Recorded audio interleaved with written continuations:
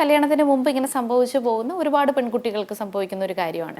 അവർ പിൽസിൽ എടുക്കുകയോ, അപ്പോൾ ഡോക്ടർ നേരത്തെ പറഞ്ഞ പോലെ തന്നെ ചിലപ്പോൾ ഇത് ഈ കുഞ്ഞ് അവിടെ നിന്ന് പോകാതെ കുറച്ച് പാർട്ടിക്കിൾസ് ആയിട്ട് ചിലപ്പോൾ അവിടെ സ്റ്റേ ചെയ്യാം. അതെ. അപ്പോൾ അങ്ങനെ വരുമ്പോൾ എന്തായിരിക്കും ഇവർക്ക് യൂറിനറി ആയിട്ട് എന്തെങ്കിലും പ്രശ്നങ്ങൾ? അല്ലല്ല, നമ്മുടെ ഗർഭപാത്രം എപ്പോഴും ഒഴിഞ്ഞു കിടക്കുന്ന ഒന്നാണ്. ഗർഭപാത്രത്തിനകത്ത് എന്തെങ്കിലും കാര്യം വരുന്നത് മാസക്കുളിയുടെ സമയത്താണ്. ആ ഗർഭപാത്രത്തിനകത്തെ പാട പൊഴിഞ്ഞു വരുമ്പോൾ ഗർഭപാത്രത്തിനകത്ത് ബ്ലഡ് വീഴുന്നു, അത് താഴെ കൂടെ പോകുന്നു. അപ്പോൾ ഒരു അബോർഷൻ കഴിഞ്ഞാലും ഒരു 3-4 ദിവസം കൊണ്ട് ആ ബ്ലീഡിങ് അങ്ങ് നിൽക്കേണ്ടതാണ്, അവർക്ക് പെയിൻ പോകേണ്ടതാണ്.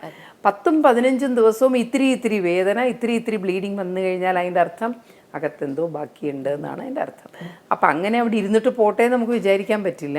കാര്യം ഇത് അകത്തിരിക്കുന്നിടത്തോളം ഗർഭപാത്രത്തിൻ്റെ മുഖം തുറക്കുമ്പോൾ താഴെ യോനി ഭാഗത്തുനിന്ന് അണുക്കൾ പതുക്കെ അരിച്ചരിച്ച് മുകളിലോട്ട് കയറും, അണുബാധ വരും.